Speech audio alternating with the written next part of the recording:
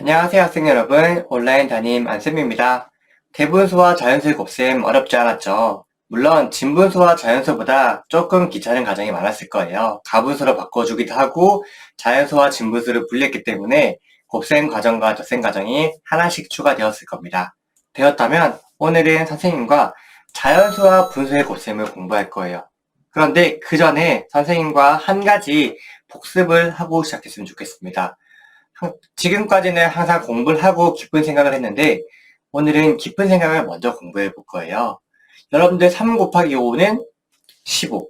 그럼 5 곱하기 3은 15. 다른 걸로 6 곱하기 4와 4 곱하기 6은 정답이 어떻게 되죠? 같아요. 결국 곱셈에서는 두 수의 순서가 바뀌어도 계산 결과가 변하지 않습니다. 이게 바로 곱셈의 특성인데요. 그렇다면 과연 분수에서는 어떨까요? 마찬가지입니다. 즉, 분수의 곱셈에서도 두 수의 순서가 바뀌어도 계산 결과는 변하지 않습니다. 여러분들 지금까지 자연분수 곱하기 자연수를 배웠습니다. 그리고 오늘 공부할 것은 자연수 곱하기 진분수인데 결국 값이 변하지 않는다라는 특성을 배웠기 때문에 여러분들은 이미 정답 푸는 방법을 알고 있다, 모르고 있다? 그렇죠. 이미 공부를 다 알고 있는 내용인데 여러분들이 다 아는 건데 이렇게 순서 바뀌면 헷갈려하는 친구들이 많아서 선생님이 그 부분을 먼저 공부를 했습니다. 그림을 통해서 자연수와 진분수의 계산을 살펴보도록 할게요.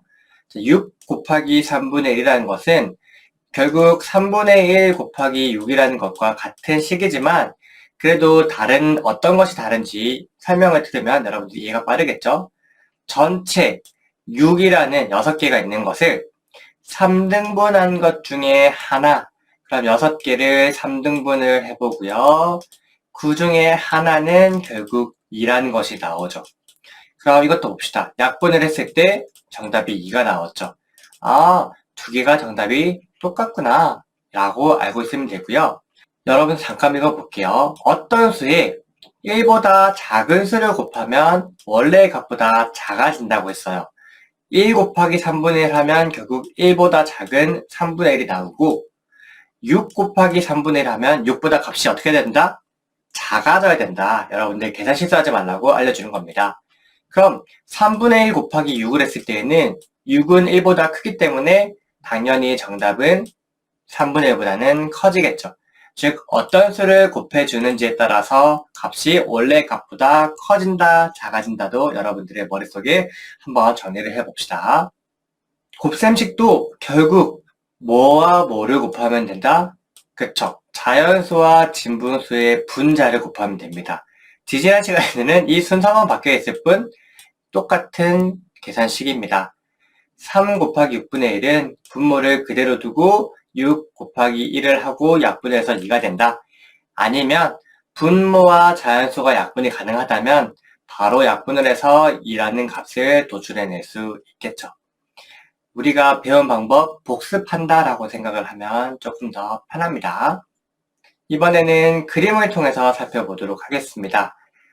자연수 곱하기 대분수인데 6 곱하기 1과 3분의 1을 가분수로 바꿔주었습니다. 즉 6 곱하기 3분의 4인데 3분의 4라는 것은 결국 여러분들 단위분수인 3분의 1이 몇 개 있는 거다? 그쵸. 3분의 1이 4개 있는 거다 라고 해서 3분의 1 값을 구한 다음에 곱하기 4를 하는 방법도 있으니까 그것을 그림을 통해서 봅시다. 자, 6 곱하기 3분의 1은 위에서 6을 전체 3등분한 것 중에 하나니까 2가 되었어요. 그런데 3분의 4라는 것은 3분의 1이 4개 있는 것이니 즉 2 곱하기 4를 하면 2, 4, 6, 8 해서 정답이 8이 나온다.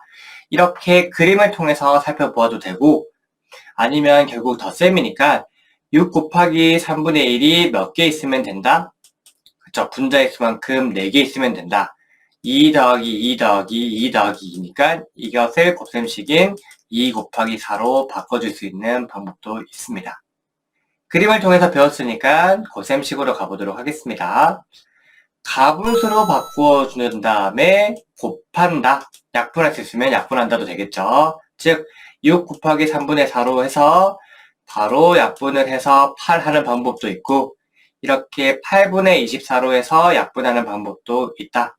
그런데 우리가 배운 것처럼 대분수가 있다면 자연수와 진분수를 분리해서 6 곱하기 1 자연수끼리 곱하고 그 다음 6 곱하기 3분의 1을 해서 진분수와 자연수의 곱셈을 해서 6 더하기 2는 8 이렇게 하는 방법이 있습니다.